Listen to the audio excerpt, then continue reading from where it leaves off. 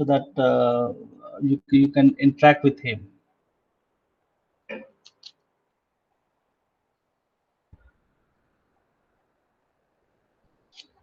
Yes. Okay. So meanwhile, let me just ask you, sir, like, what is the platform you are working on right now, like your company? If you can just briefly tell. We work on mostly into Python, right? Okay. Say if you say, let's say we have 100 projects. Out of Okay. this projects, around 80 to 85 projects would be in Python core, Python Spark, and all stuff. So, and rest of them would be mostly in R. And if you have Okay. small sort of data analysis, basic analysis that we do, or let's say if you want to showcase some basic sense of results, then Okay. we use Excel and stuff for doing that. But it's Right. mostly it's Python and Spark. So is it like a product development company, or like you do have a R&D department where you do the, So kind of research? it's basically eClerx started in 1990s Oh, as a basically a KPO kind of a firm. So from a BPO, it shifted to KPO, and slowly in 2004 and all, it became a software company. Most of the work was there in software, and started okay. having its own set of verticals. One is in financial analytics, right? Okay. Is into digital marketing or digital analytics, and third is shared services, and fourth Hmm. really is your customer operations, right? So because it started as a customer operations based firm, so we had most of the projects in that domain.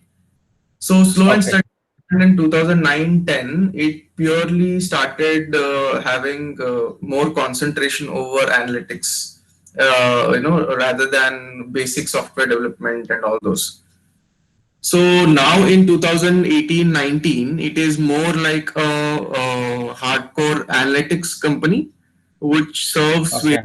clients into financial analytics, customer operations based analytics, digital marketing, digital analytics, as well as, we also cater to various consulting projects into insurance, into basically recommendation systems, retail, Okay. all those stuff. Okay. And Okay. 2019, we started our own product-based group, right? Okay. We try to solve various different, or maybe create some general products which are into voice analytics, a few into image, video analytics, and all those. So Okay. we started generalizing our consult projects into products. So that That's really started good. in late 19. Okay. Okay. Yeah, and I'm happy to say that actually even Dr. Hemant was his initial journey started as a faculty member. So he knows that like how the faculty works. So he know that what kind of research are going on. So I think you work in Mumbai. Which college you work, sir? I used to work at NMIMS, Nursing Manchester Management Studies, and Yeah. I worked in Mumbai University for some. So I have a teaching experience of around 5 to 6 years, around 6 years.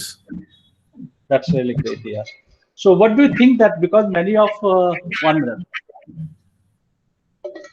because many of our participants today they are teacher as well as they are researcher. So if any of them wants to shift to the industry, so what do you suggest, how good it is, and how it is different from like teaching and other things? So basically, it's very different. So Yeah, yeah. I wanted to get into IT. My main Okay. purpose was to find a job, and because of Okay. 6 years or 6.5 years of experience in teaching, it was very difficult to get a software engineering job. So if you want to basically join as a software engineer, maybe Java, or you want to get into testing and all, it's very difficult. Why? Because you Yeah. have so much competition of freshers. You already have 6 years experience of teaching and all stuff, right? Yeah. So I did some research and found out, like in the year 2013-14, I found out Hmm. science, cloud computing, and all those things are very new. where typically you will not have very huge competition. Number one, Mm. and they Okay. want someone with a high level of research maturity. Okay. Started basically searching for articles about data science, but that time it was more of data mining and all. But Hmm. it was not at a very high maturity level, saying that machine learning, AI, and all this stuff. It was there, but it was not very much accepted into industry. Okay. 13, 14, people started accepting and stuff. And when I started Okay. applying jobs, most of the companies were like, because I had teaching experience, they were not calling me. So what I thought is, Okay. I start join a startup firm. So slow and Okay. steady, I started. I tried to apply for startup firms. Tried to solve various problems into in Kaggle's website. So there is something called as Kaggle.com for data Yes. science. Yes. So I Yes. tried Yes. to solve various problems on my own, create Hmm. notes stuff, and put everything into my CV.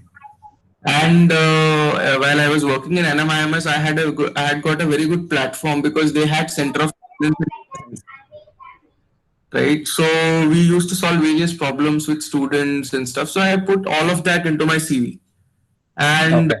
did that. I applied for all the various different MNC startups and all. Most of the MNCs did not call me, or even if they called me, once they saw that I have a teaching experience, they would not call me for an interview. Okay. But Okay. Yeah. startups who actually called me up, they gave me problems to solve. I started solving those problems. And this, Hmm. the first company which I got into is Audius Analytics, which is like a small scale firm, but it is very strong in ML and stuff. So from there, Okay. my journey. So if somebody wants to shift from teaching to corporate, Hmm. important thing is we need to identify topics within corporate, like say for example, core machine learning AI, where there Hmm. are chances that it is easier for us to get in rather than into Right. Java development or maybe be a Python developer and all, because you will have competition with all freshers. With Yes. Yes. the education background, BSc will be there, MSc will be there, BTech, MCA, MCM. So their getting is very difficult, and the initial salary might be very low, while Very and low. you might be getting good salary. So you cannot come Yes. that low. So that is the that's how the trick is. So you Yes. pockets and then learn it. I got it. So, for all the participants, we haven't started the session yet. So right now, like we are just using this time to interact with the speaker, today's speaker, Dr. Hemant. And if anyone has any basic questions related to AI and ML, I think this is a perfect time where they can actually interact with him. So the session is going to start within a few minutes. So meanwhile, we are just interacting with him, and we are trying to find out what are the best possible things for the researcher and faculty members.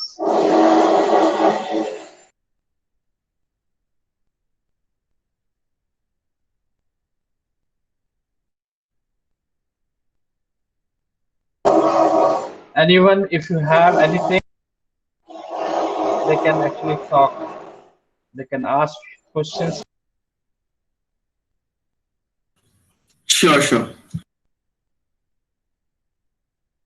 And I welcome Dr. Meena from OIST Bhopal. I think he has come. So, Dr.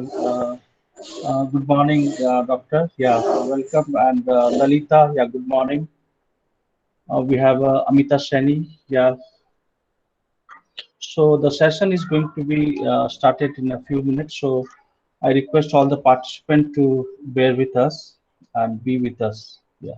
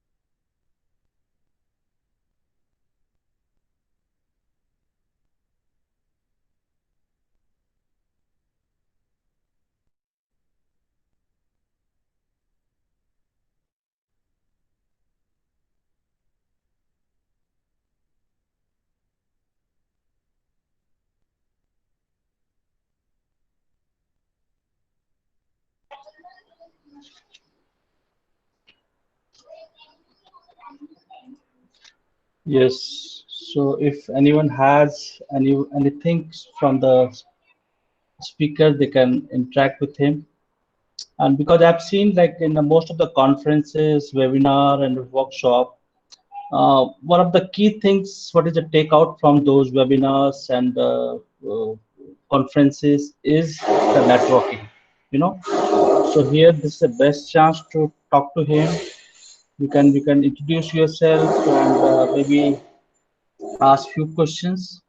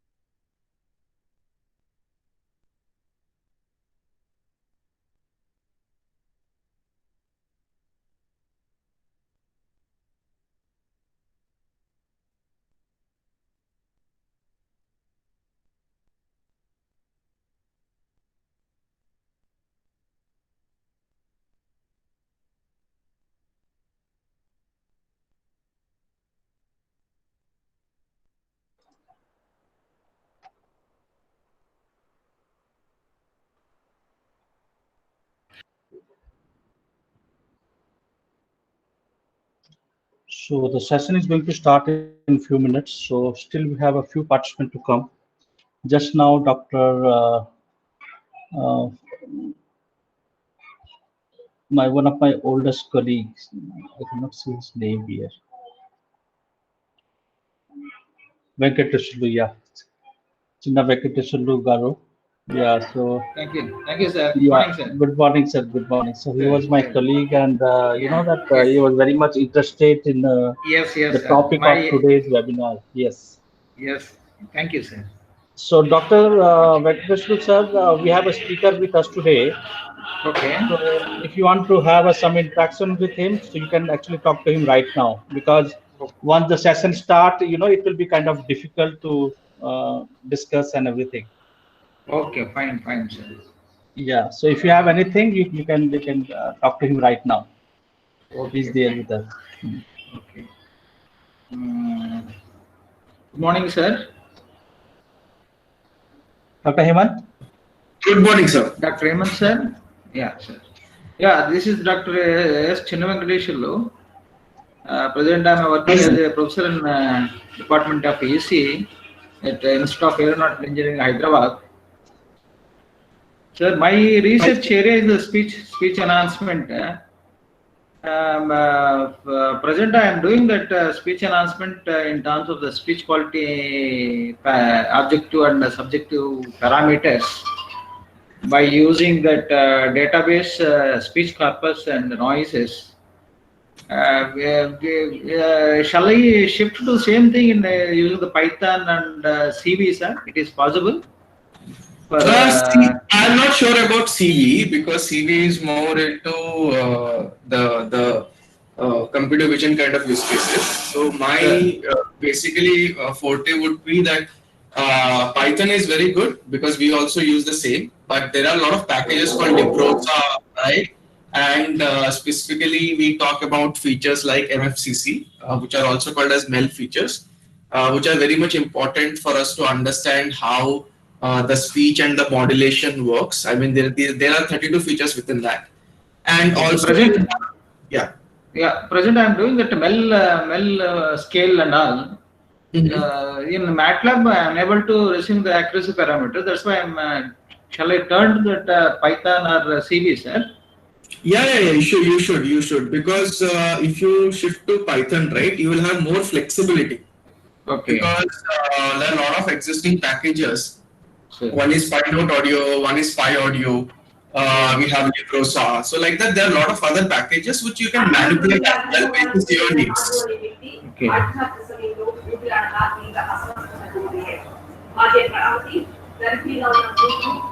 Thank you, sir. I Okay, request sir. all the Thank you. I request Thank all you. the participants to be in a mute mode. Yeah, thank you, everyone. And now, without further ado, we would like to start the session because sometime the participant may join in the middle. Okay, so without further ado, we will just start the session. Is that okay, sir? Dr. Hemant, shall we start it?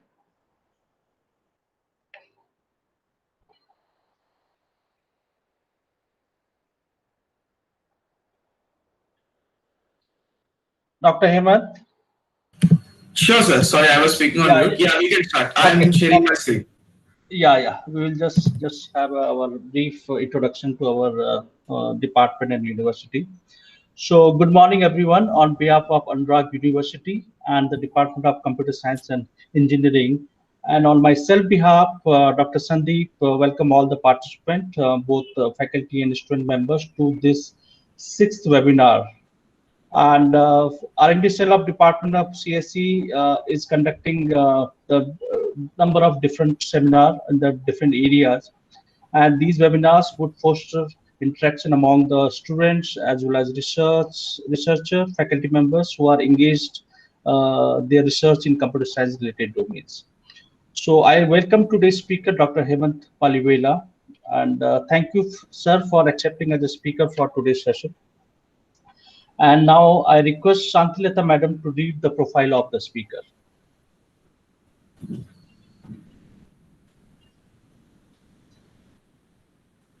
Shantilata Madam, are you there?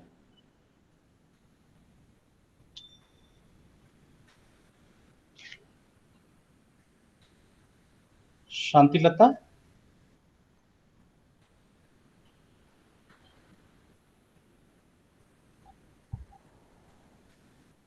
Hello, am I audible? Yes, Shant. Yes, am I Now. audible, sir? Now you are audible. Yes. Start. Okay. Good morning, everyone. I'm Shanti Lata from Department of CSE from Anurag University. I welcome today's speaker, Hemant Palivela. Thanks for accepting as a speaker for today's session, sir. And it's my pleasure and honor to introduce today's speaker.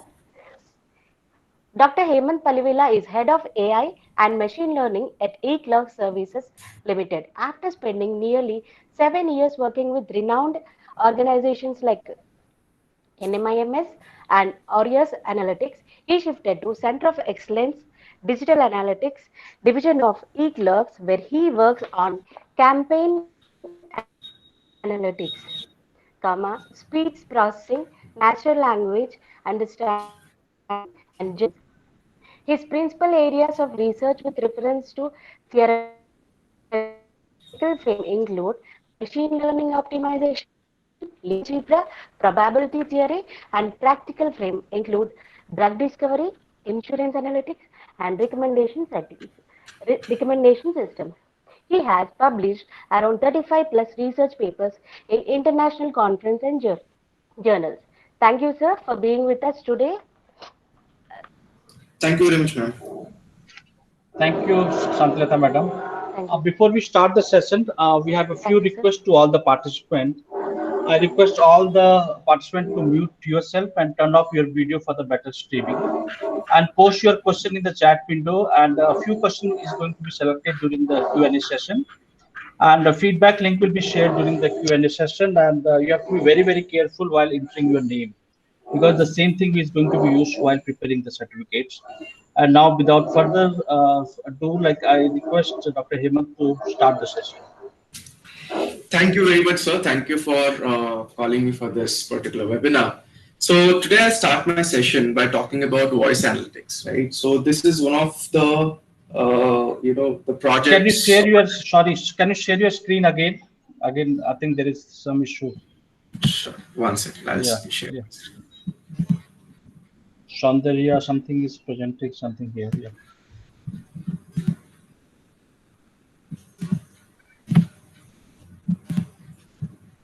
Now, can you see my screen? Yes. That is great.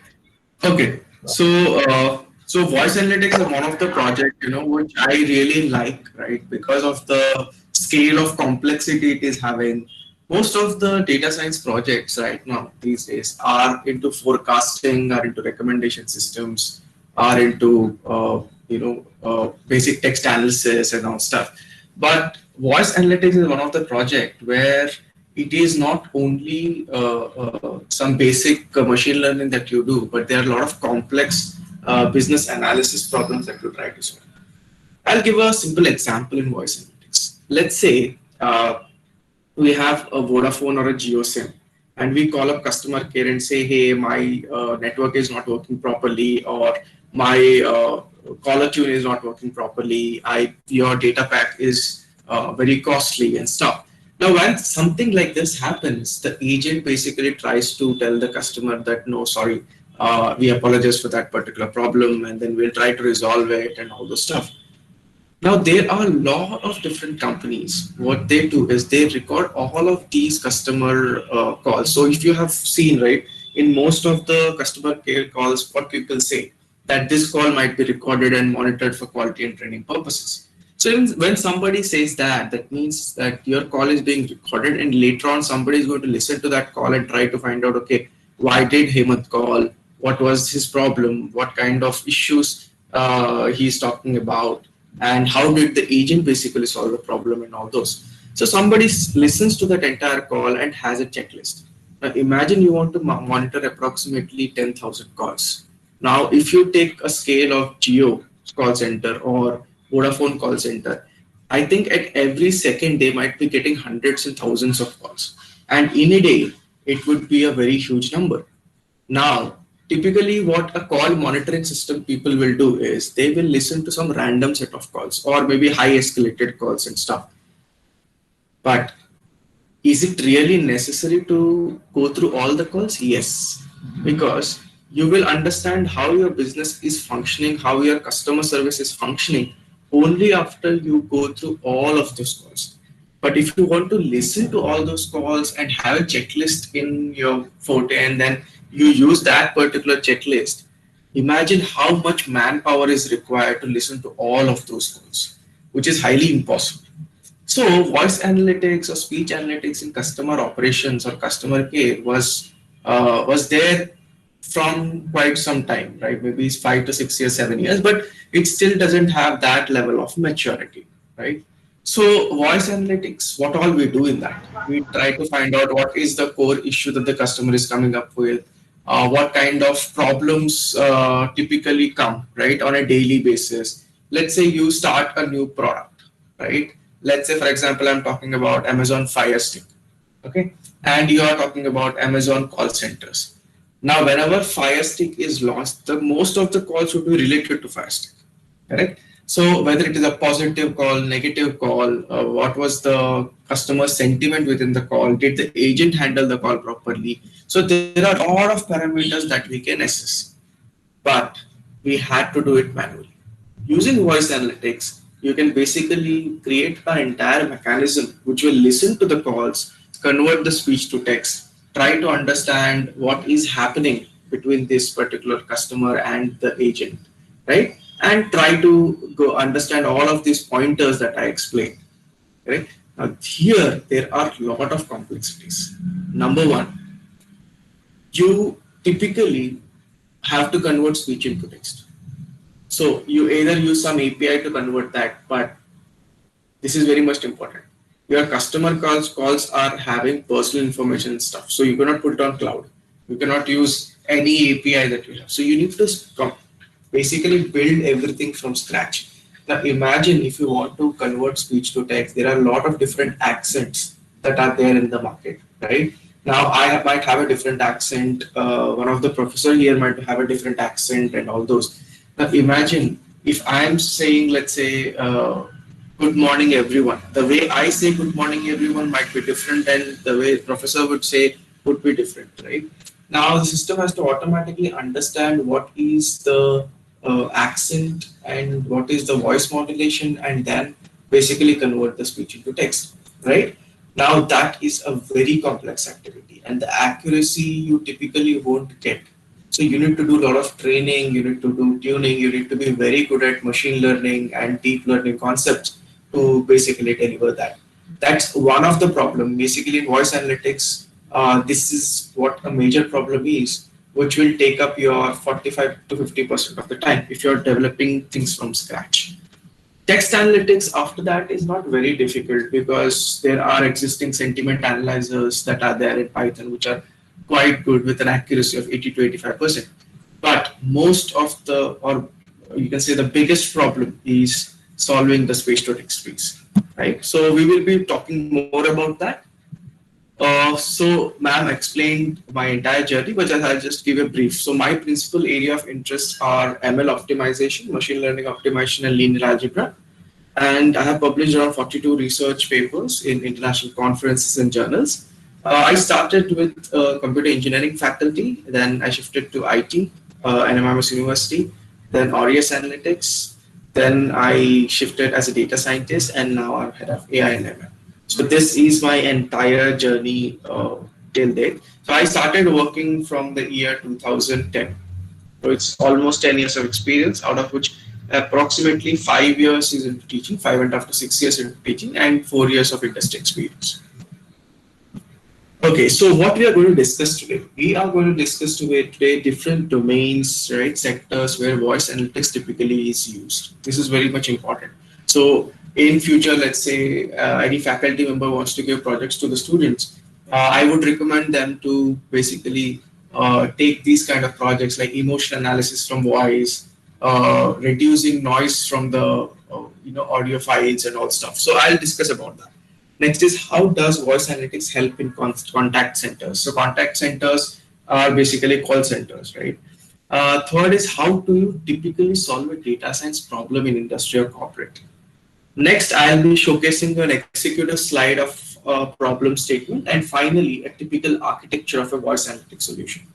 So let's go one by one. Where are voice analytics use cases present, and where do we use? Number one is agent analysis in telecom and insurance. Now, as I said, right, I'll give you a simple example. Let's say you get a call from bankbazaar.com, and I create a voice analytics solution which typically records that entire call and also does a live stream. So let's say I am the agent, right? Dr. Sandeep sir is the customer. I call up Dr. Sandeep sir and say, hey, do you want to buy a insurance policy from me? Now he is very much angry because he's getting these kind of calls every day. Now my objective as an agent is to pursue Dr. Sandeep sir and try and convince him to buy this particular insurance policy, right? Now when I talk to him, I'll say that, okay, now in COVID-19 situation, everybody needs COVID-19 insurance. So this is the cheapest one that I'm having, and I'll basically share all the details of my insurance policy and stuff. And I'll say that, okay, even if you pay a late premium, we don't charge additional money and stuff, right? Now in all of these, we need to understand what is the customer's behavioral sentiment, whether the customer wants it, did I properly provide the what we call insurance policy, did I have a proper checklist? I mean, did I greet that particular customer or not, and all those. And similar kind of thing would be there in telecom. Now, these sentiment analysis or voice analytics works different in different domains. In telecom, it would be different. In insurance, it would be different like that. Now, the reason is your entire analytics typically is more intensive when the product cost is higher. I'll give an example. When you're talking about insurance. Dr. Hemant, sorry to interrupt you. Can you just reshare your screen again? I think it's not visible, and many participants, I think they are putting a question here. Can you just do it again? Sure. Yeah. Sure. Okay, so the first one we are discussing, agent analysis in telecom industry. As I said, right, any speech analytics or voice analytics or any analytics works in a different intensity for different set of projects, right? Now, if the product cost is higher, like say for example, in insurance, the cost of that product is higher, right? Whereas in customer service, the cost of the product might be less, right? Now, the intensity at which analytics project works in both of these cases is different because if you have a larger product, larger cost product, the number of sales might be less. Whereas your product cost is very low, then the number of sales might be high, right? So when your sales is high, product cost is less, you don't put a lot of efforts in doing analytics there. I mean, you will do some basic level of analytics, right? But people have to put a lot of money into speech analytics because it is not a very easy affair to do, right? So that's the first use case. Second is information governance, right? Now, typically, people want to understand what are, like, say, for example, your intelligence agencies in this country typically record listen to a lot of different calls. They have a trigger mechanism. If somebody uses certain set of words in a particular call, then the trigger will be on, right? So similar kind of thing can be applied in corporate as well. So if the customer comes up and says that I would like to shift to Geo, and you are typically working for a Vodafone call center, there should be a trigger. Why? Because the customer has spoken about a particular a competitor in the call, right? So when somebody talks about a competitor in the call, it has to be automatically triggered. Next is healthcare and risk prediction. This is very much important. Why? Because let's say like now you have a lot of different apps like Docs app and all. Now what Docs app does is it connects you to a particular doctor. You tell your symptoms and the doctor will automatically tell, okay, you have to take these tablets or you need to get a checkup done, physical examination done and all those things. Now within that, the system has to understand that this customer basically came up with this particular problem and this is what the doctor has given, right? And it has to understand that, okay, typically for these kind of problems, most of the doctors give this prescription, correct? And it will also help the doctor to basically have a real-time aid on the screen. So imagine you're a doctor and then you are talking to the customer, and automatically whenever the customer is saying something, all the speech analytics will basically convert the speech into text. An algorithm will run on the back end, and this particular algorithm will find out, okay, if the customer is having this issue, that means we need to give this particular medication, right? Now, all of this is one of the use cases I am saying, but there are a lot of use cases in healthcare. Next is helping business with audio and speech analytics. Now, typically, we need to understand the customer's tonality, customer's, intonation, customer space, and stuff. Sometimes what happens is, let's say from an agent perspective, customer is saying something and I'm just not ignoring what customer is saying and I'm just speaking, right? So now here what happens is the customer satisfaction index goes down. So typically you need to be a very good listener when you're into contact center operation. So if the customer is saying something, some issue, it might be really the problem or the customer is feeling that there's a problem. So it happens both ways, right? So now the agent has to listen to that particular customer, right? So all of these things are present in speech analytics. So understanding the overtalk, understanding the call silence, all of that. Next is product improvement. Now, let's say that customer comes up and says that, hey, your brand shoes are not good. The texture is not good. The lace of that particular shoe is not good, right? You don't have various set of sizes of that particular shoe. Now, when somebody says this, all of this should be recorded. Why? Because customer operations is a front facing to the customers. So the customer's problems, customer needs can already be assessed using these things. Now, when you, let's say, I'll give an example. Bata company will have their own call center. Let's say most of the people call up and say that, hey, why don't you launch this particular thing, right? Or sports shoes or something like that. And typically Bata had a label saying that it sells canvas shoes and school shoes and stuff, right? And slow and steady they came into designer shoes for ladies and sports shoes for gents and all those. Now they started understanding. So this is a hypothetical case, okay? So I'm not saying in real, hypothetical case. They started understanding that people call up and said, hey, I want to have a sports shoe. Can't you make a sports shoe? So out of 1,000 calls, there are 300 calls where that is happening. Now, don't you think that we should, the Bata should start developing that because most of the customers want it? Probably yes, right? So how to improve your product, how to start with a new product, all of those are very much important. Next is your sentiment analysis. Sentiment analysis is typically very important. Now, people think that it's not so complex and it is available on internet.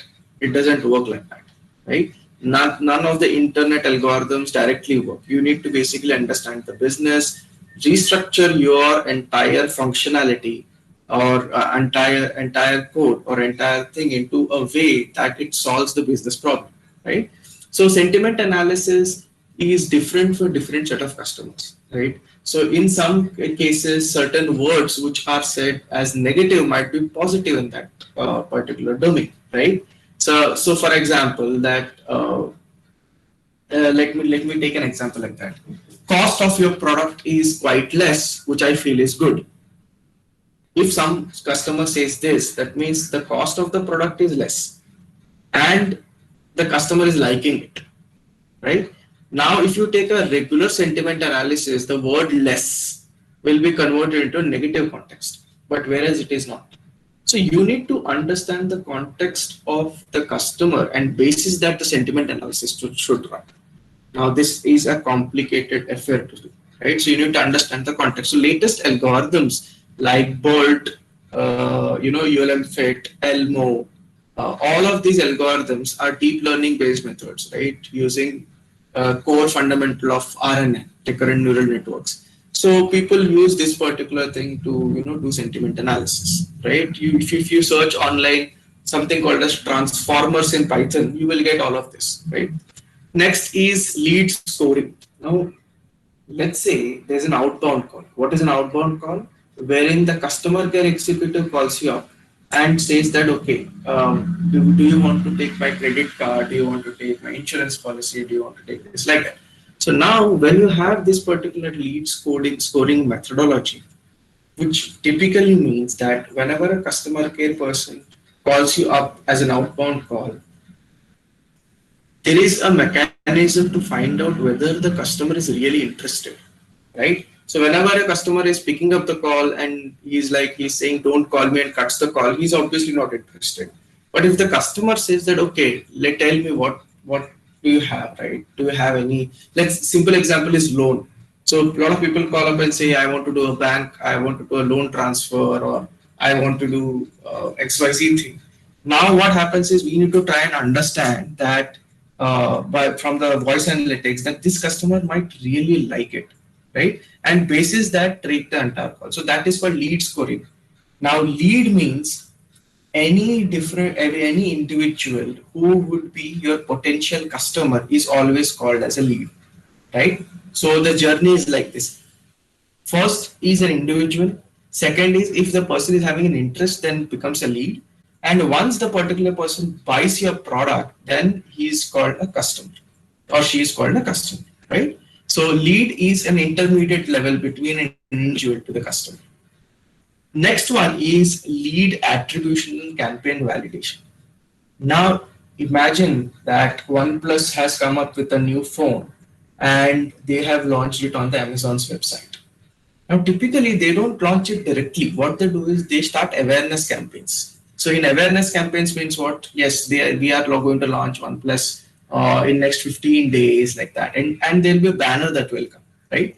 Now here the most important thing is that what this call centers or contact centers wants to understand, or the company basically wants to understand, is that whether my awareness campaign is really running well or not.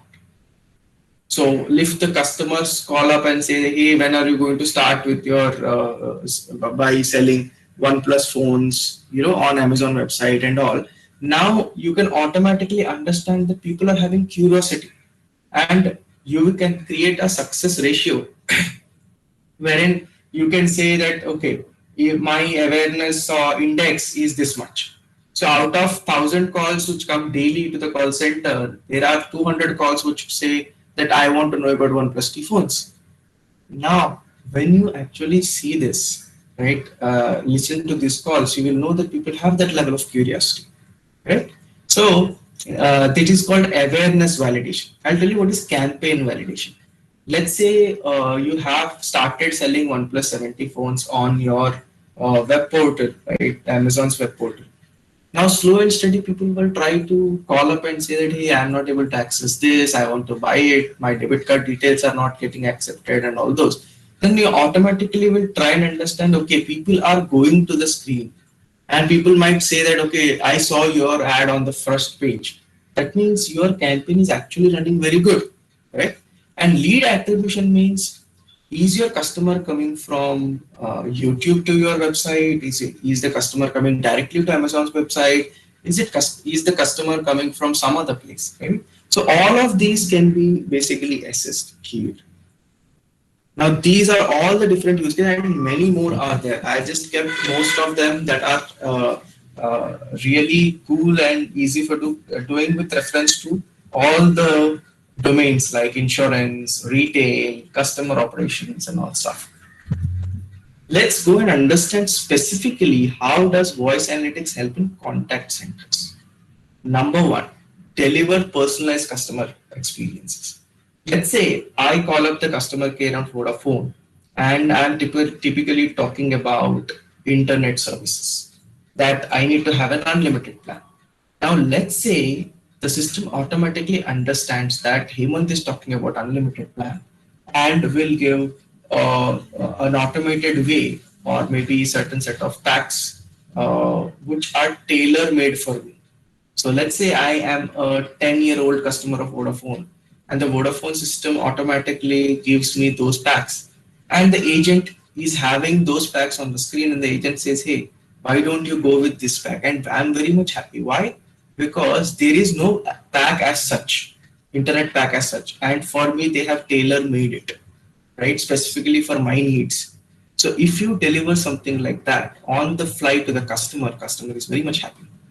Next is competitive intelligence. I call up and say, hey, I will shift to from Vodafone to Jio, right?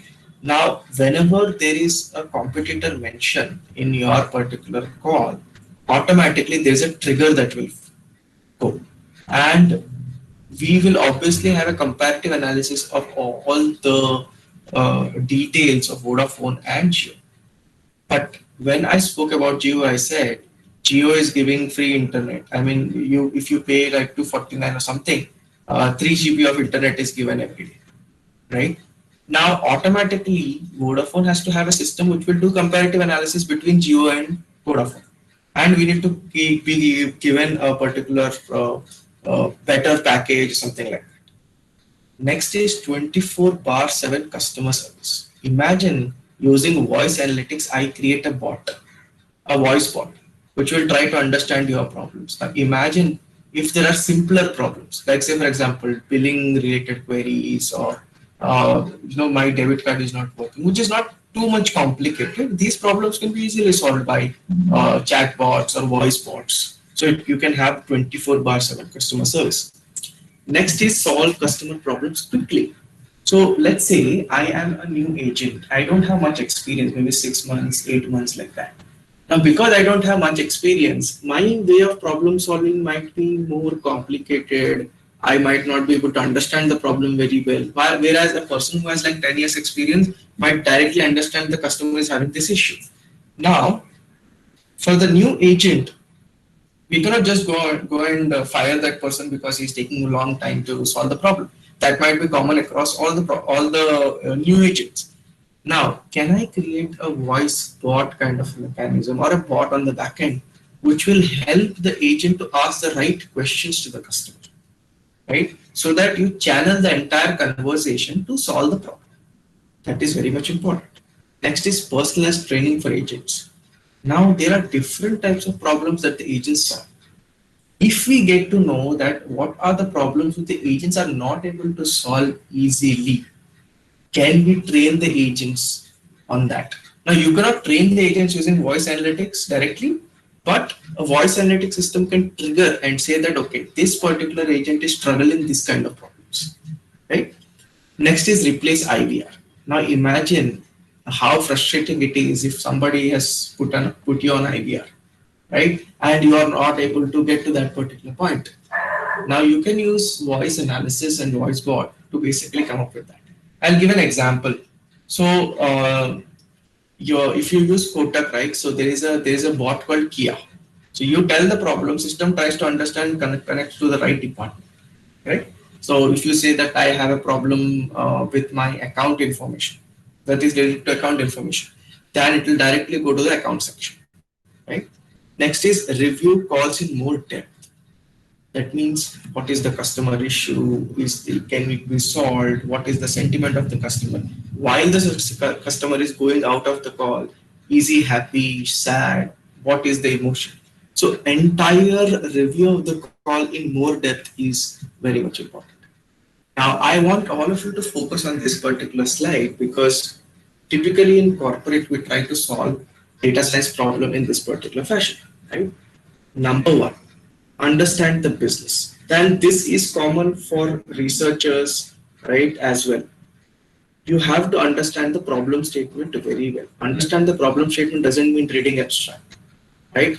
Understanding the problem means that first see that it's a problem, right? So a lot of clients might come up and say, "Hey, I am my number of sales are reducing day by day." Correct?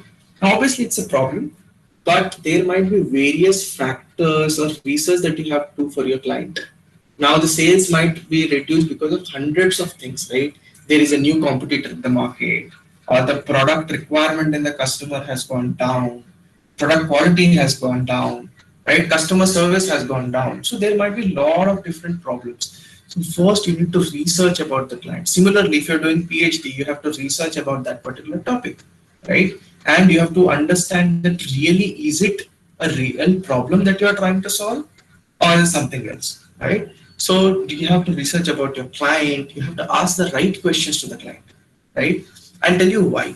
Most of the data science projects, 99% of the data science projects require huge amount of data or maybe core data to solve your problems, correct? Now, imagine that you are working as a data scientist in one firm and customer comes up with and says, I have this issue. And you say, okay, give me data, whatever you have, and I'll try to solve it.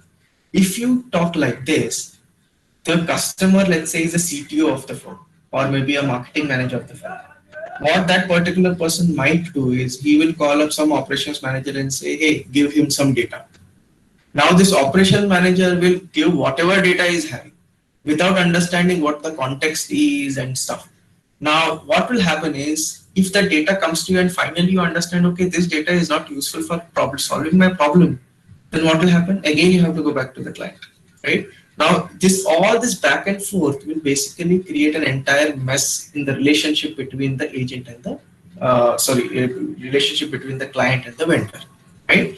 So first and foremost, do a lot of research about your client and then try and find out or ask the right set of questions. Why, what, where, when, how. That's the most important thing. Once you do that, you then finalize the problem statement. And the problem statement should be very narrow.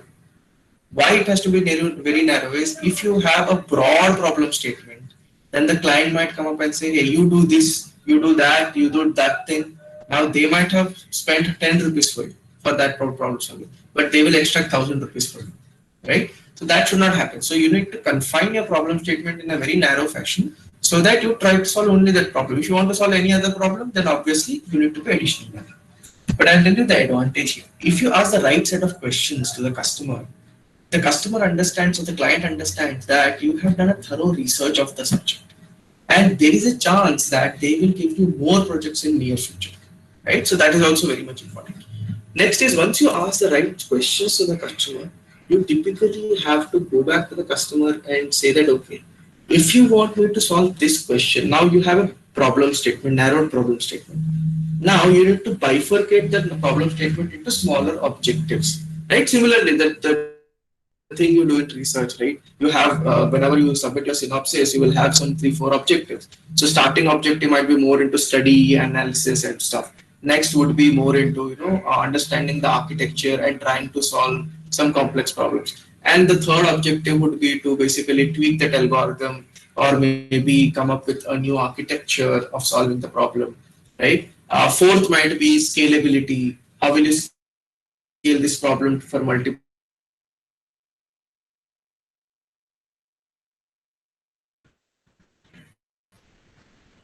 So similarly, we typically have problem statements that are coming in, right? So you need to bifurcate the problem statement into multiple parts, right? Which is really very much important, like an objectives. Once you do that, you have to finalize what kind of questions you're going to answer. Are you going to answer all the four objectives? Are you going to answer? So similar thing we do in corporate as well. Now, once you finalize those sub questions, you will find out that okay, for each and every sub question, I require this feature. I'll give a simple example. Let's say you are trying to find out whether a particular person is diabetic. Correct? Now there are a lot of features like blood sugar level, age of the person, weight of the person, body mass index, and all those. Now, are all of these important? Yes, no, it might be any case, right? So you need to specifically understand what features are really very important and map those features to the objectives. And once you do that, you are crystal clear with your problem statement and how to solve the problem, right?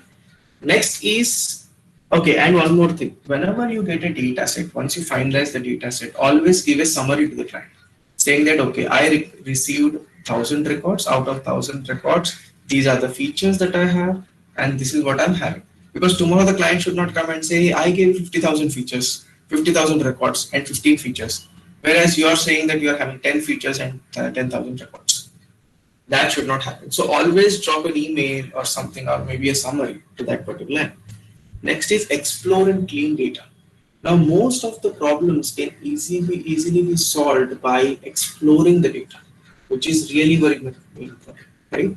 Now, you need to explore the data very well, right? You need to understand each and every column, find out the relationship between multiple columns or multiple features, right? And see if all of this basically move towards your problem statement, right? You need to understand all the variables very well.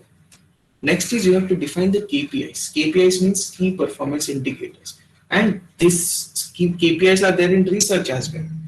What are the most important parameters that basically will help you to solve the problem statement or the objective, right? Similarly, KPIs are in industry or corporate is typically to showcase how your analysis would impact the business. So sales might be one KPI, right? Customer satisfaction index might be another KPI like that. Okay. So, and most important thing, as a data scientist, we should never ever run all the algorithms and say this algorithm is the best because its accuracy is higher. Never do that. Why? Because every algorithm has been created based on some theoretical context, right? Some meaning to it. Like say for example, there's an algorithm called logistic regression. Now if you take a simple logistic regression, it works really well in a binary, what you call binary class problem, which is not very biased. That means 99% of zeros and 1% of ones. No? If you have a good balance set from 50%, 50% to 75%, 25%, logistic works very well, and logistic is more interpretable algorithm. That means you can interpret it. You can basically go back to the client and explain it in a layman fashion. But if you use algorithms like support vector machine and stuff, there is a lot of complexity in explaining that algorithm because the other person is layman in data science. So you cannot explain that particular person, right? So you need to give results to the client in a more crisp fashion and use the right set of algorithm. Don't just use the algorithm because it's giving highest accuracy, because today it might give you more accuracy, tomorrow it might not. So always there is a trade-off between model flexibility and model interpretability. You need to interpret the model very well, right? And it has to be flexible. Now flexibility is required more when your data is very much biased, right? It's more number of zeros, less number of ones, like that. Next is showcase your end result. End result should be very crisp, clear set of sentences, or maybe the content needs to be very crisp and clear so that the communication is done perfectly, right? You should not have too much theory and like the customer, the client, or maybe your research guide should not just go through the entire text and then you get confused. It has to be more like a story that you're telling, right? This is one of the problem statements. So there is a UK-based financial services, asset management company. So this is not what we did. I took this particular problem statement from Kaggle, but most of it is this. So the problem statement was more into expense management solution. So the customers used to come, corporate customers or individual home customers, residential customers used to come and say that, hey, I want to basically invest these many pounds. I have a lot of money available with me. I want to invest. Where should I invest? Right. So all of these things, from calls, from emails, from chats, you could analyze. And on a daily basis, you had 10,000 to 15,000, 50,000 calls. Now imagine with that much call volume, how many chats will be there? Chats might be many more. Emails might be many more. You need to understand all of this. Now, to understand all of this, what do you require? You require voice analytics. You need to write chat analytics. I mean, text analytics and all. Right now, you need to. So there are three things that we did. Right. One is you understood the first, second, and third level issue types. Right. Next is you alert the agents if there is a very alarming situation. Like say, for example, people are using swear words from past 24 hours and the proportion is going very large. Next is provide monthly or weekly report. Now, there might be certain set of questions, right? I want to understand the sentiment of the customer per issue type, or people will say, I want to understand the agent's behavior on stuff. And here in the results, we had given a lot of stuff, right? So for example, accuracy, cost reduction, right? Diarize the speakers. This is very much important. Diarize the speakers means who spoke what in the call. Next is recognize and transcribe the entire audio. So if you, let's say, for example, upload an audio file, system has to automatically understand that this is speaker A, this is speaker B, what did speaker A speak, what did speaker B speak, all of those. And it has to also support global accents. I'll tell you why. If you have a call center for Vodafone, it might not mean that the call center is there in India, right? There is a lot of possibilities. Similarly, if there are US companies, their call centers might be there in India. Now, if in India, if you have a call center, you got the call, your customer voice would be US accent and your agent voice would be Indian accent.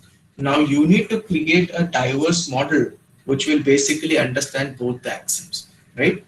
Last one is real-time notification to the agent. That means if the chat is coming as you're chatting to that particular customer, right? Then automatically a real-time system should notify that particular agent. Now this is a typical architecture of sentiment analysis in advanced call center analytics, right? You have a customer who is speaking on the call. You have an API. Now this API doesn't mean Google API. This is the API that we created using Python and all, right? So you will have voice and speech to text conversion. You will have separate audio and text metrics. You will extract the tone, pitch, all stuff. You will extract the sentiment from the text, right? So emotion you can extract from voice signals and sentiment analysis can be done from text.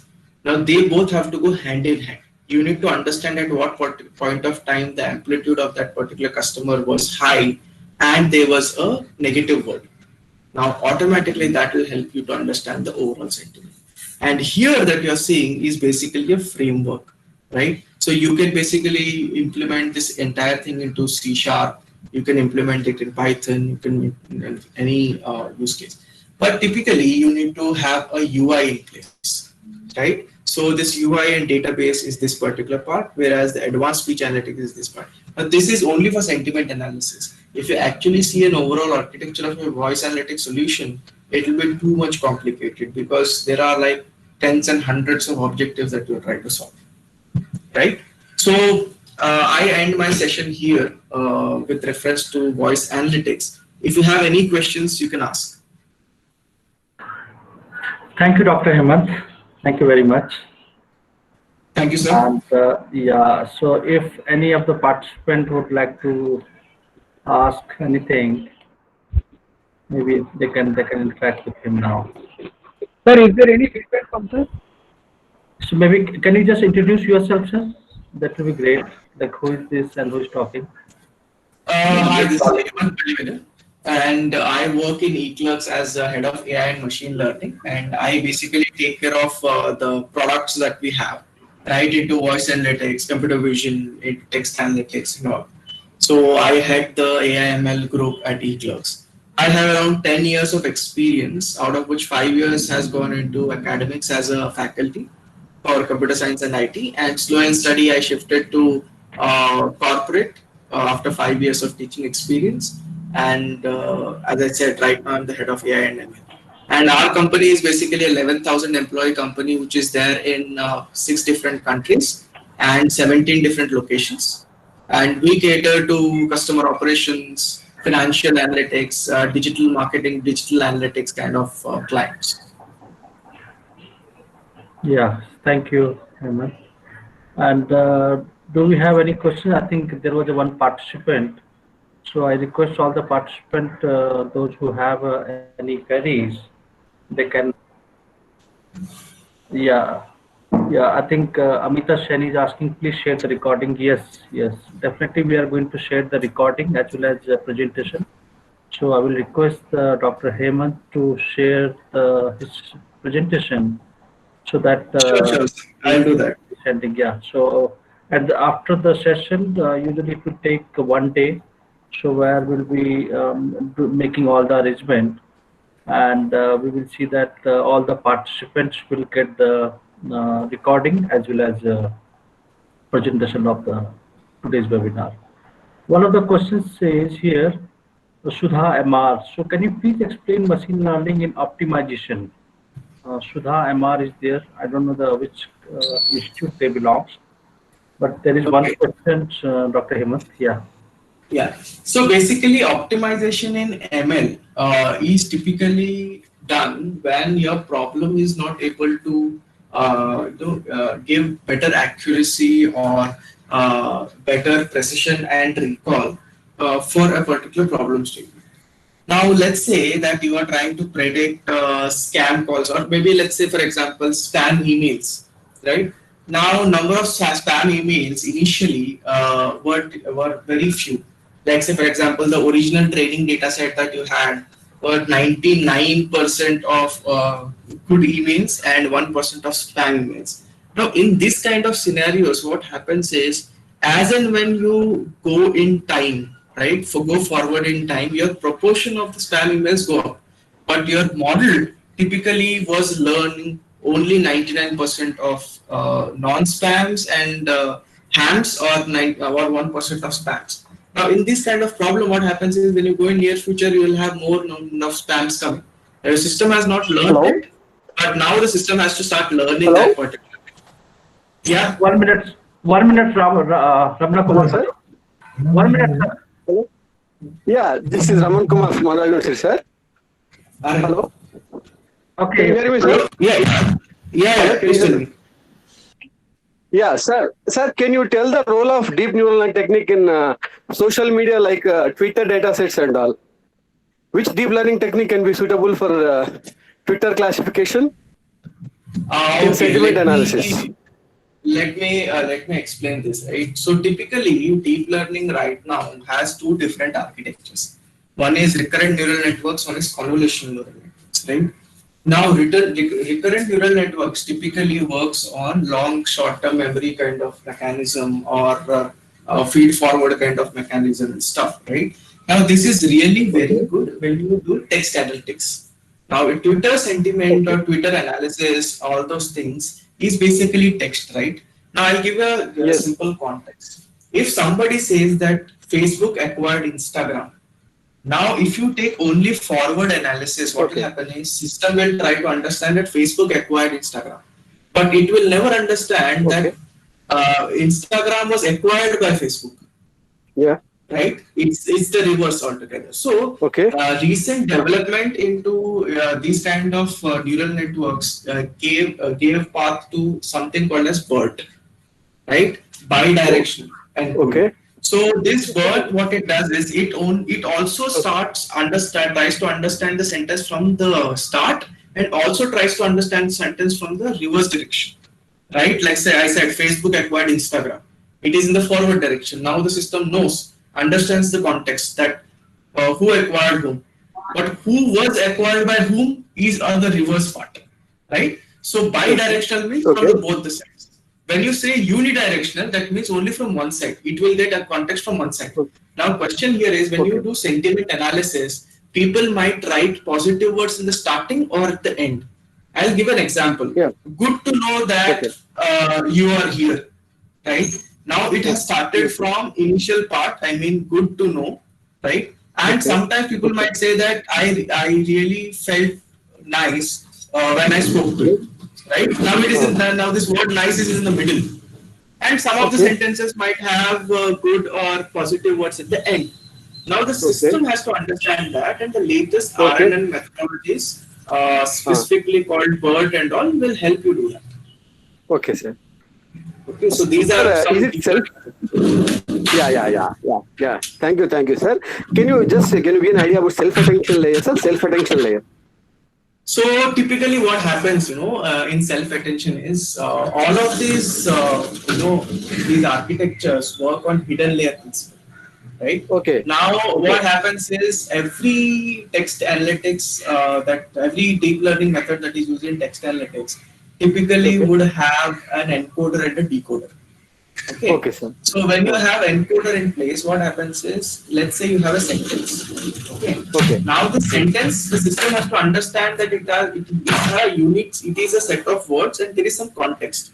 So there are basically different types of embeddings that we use. One is sentence embedding, one is token embedding, one is position embedding. Sentence embedding means, let's say you are passing an entire sentence, right? I'll give an example. There is a mechanism called question answering. Okay. Wherein, let's say, for example, you want to create an application where you just upload all the textbooks that you have, operating system textbook, computer networks textbook, and all. And you want to create a chatbot which will answer all the questions. So, as a student, I will just ask that, okay, what is an OSI layer, OSI architecture? So, if I ask that particular question, system has to answer that. Now, it has to answer automatically. Now, when you want to give a training mechanism, you need to understand what is the value of the word within the sentence. That's called word positioning, and the word has to be showcased as a token. Okay, so we use something called as word to vector, which will give you a unique value to that particular word. Similarly, what is the position of the word within the sentence is also very much important. Right? Yes, true. So all of these things are basically fed into my neural network, and the neural network will basically convert this into either sequence to sequence, sequence to vector, vector to vector, or sequence to sequence. Right? So basically, what it will do is either it will pass it as an individual token or a group of tokens. Now, when it goes to the hidden layers, you will have multiple set of hidden layers, right? Number of nodes. When you basically get on the last layer, typically what happens is it goes into a decoder. Now, the decoder has to understand that, okay, this sentence is what is giving us an answer. You asked a question, now it has to give an answer, correct? Now, what self-attention mechanism does is it tries to reset the entire weights in such a manner that your accuracy goes up, right? I'll give an example. If somebody has a question like, as a sentence where you have fill in the blanks, right? Now, typically, every language model, like BERT and all, what these methods do is they will try to find out what word should come in that particular underline or a blank form, right? Fill in the blanks. Now, when you get an output, what happens in a self-attention mechanism is system tries to understand what is the probability that this word should come here. Okay. And the self-attention mechanism tries to work in both the directions. That even from the reverse side, the word should come as, let's say, for example, good. And from the, what is the probability from the front also, the word should come as good in that particular fill in the blank. Okay, sir. Right? Thank you. Thank you, sir. Self-attention is very much important in language models these days. Thank you, Professor. Thank you very much, sir. Thank you, sir. Further questions here. Yeah, sir. Thank you very much. Dr. Hemant will see at the chat window. You can take few questions from here. And before that, I just want to thanks all the participants. I just wait for some more time, and because last time till the last few webinars, what we used to do, we used to generate as soon as the participant used to submit the feedback link, they used to get the certificates. But from few webinars, we understood that some of them are actually joining only for the certificate sake. So what we did, we are now considering both attendance of the webinars and the feedback links. So if you have like all the participants, those who have attended, and as well as they have submitted the feedback link, they will only get the certificates. That is one announcement.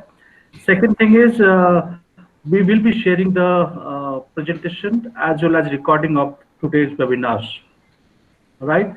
So I think I will just request them to take few more questions, Dr. Hemant, if you can take. Can Sure, you sure, sir. Yeah. Let me stop sharing it and let me Yeah, take you can just stop it and. Okay, let me see certain questions.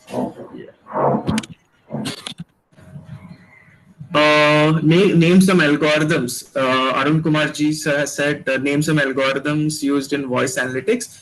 Voice analytics specifically, there's no set of algorithms. So let's say you want to do speech to text, right? So there are few methods like deep speech that is available. There are few things like NVDRNN. Like that, there are different architectures. It is not algorithm. You can say architecture or a framework.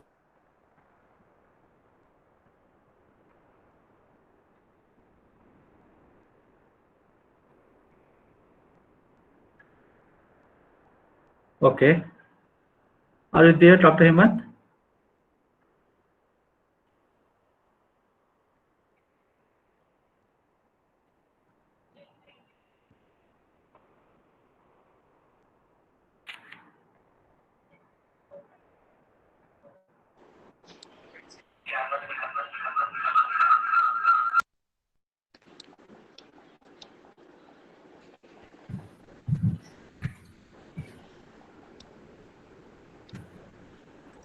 Hello. Please fill in the feedback so that we will also have an understanding of the entire session. Yes. What are the people are saying? What are the features of voice and audio can be used for analysis? Okay, so as I said, right, the MFCC, there are a lot of there are 32 to 64 different features that we get from voice, right? So if you search a package called Librosa in Python, it will help you to extract these MFCC features, or also called as MEL features, which can help you to understand what is the baseline voice level, what is the emotion of the person, what is basically the sentiment of that particular person. Also, it will try to understand within an entire. I'll give a very good example. Imagine there is a meeting that is going on. There are 5 to 6 people in that particular meeting, and let's say that there is one person who is taking notes. I mean, minutes of meeting kind of notes. Now, if you have a bot which listens to your entire voice and tries to find out that what are the things that you all are discussing, and basis that create automated minutes of meeting, won't it really help? Right? So basically, it helps a lot. So these kind of use cases are very much important when it comes to voice analytics kind of framework. Now there are different set of use cases and problem statements that we work on, but most of it is on voice analytics. Let me also share the link. So I have created a YouTube link, right, which typically helps you to understand how to solve business problems, right? And if you can go to that particular link that I have given, please do subscribe, because there are a lot of good videos that I have put online. How to solve sentiment analysis problem, how to solve Python related issues, how do you solve a business problem, what is end-to-end solution, what is a fishbone architecture, and all those. So anybody who is interested to basically shift into IT or try to solve data science problems, this channel will typically help you a lot. So I want you to click on this particular link and then basically subscribe to this particular channel. Yes, Dr. Hemant, we will definitely go to this YouTube channel, and we will definitely subscribe. And I think yes, most of the questions we have taken. And thank you once again. Thank you very much. And I would like to thank all the participants. And before that, I would like to call my colleague Veer Kumar for proposing vote of thanks. Professor Veer? Yes, sir. Yes, sir. Yeah. Thank you, sir. Yeah. Good afternoon, everyone. Myself, Veer Kumar, Assistant Professor, Department of CSC, Anurag University. I'm honored to have the opportunity to give the vote of thanks on this special day. It was a very informative session by Hemant Palivela, head AI and ML eClerx services. You explained about voice analytics in machine learning very clearly, sir. Thank you. Thank you so much, Hemant Garu. I would like to thank our Vice Chancellor, Dr. S. Ramchandran, sir, Registrar, Dr. Samin Fatima, madam, for allowing us to organize such events. Thank you. I would like to thank our Director, Dr. K. S. Rao, sir, Dean R&D, Dr. Vijay Kumar, sir, for your great support. Thank you. I'd like to thank our Dean Engineering and Head of the Department, CSC, Dr. Vishnumurthy, sir, for his encouragement and support for this webinar. Thank you, sir. And I would like to thank Dr. Sandeep Singh Rawat, sir, organizer of this webinar, for conducting and hosting such a nice webinar. Thank you, sir. I must thank the organizing team, coordinators, faculty for contributing and putting full efforts for organizing this webinar. Thank you. Finally, my special thanks to all the participants and audience for making this webinar successful. Department of CSA Anurag University is organizing many events like this regularly. So please visit our website www.anurag.edu.in for detailed information. Once again, thank you all. Have a nice day. Thank you, Veer sir, and thank you everyone once again. Thank you for attending this webinar, and thank you, Dr. Hemant, for wonderful session today. And Most definitely, yeah, and definitely we would like to have a more such kind of session in future too. Thank you. Thank you, sir. Thank you very much. Yeah, thank you. I request everyone to leave the room now.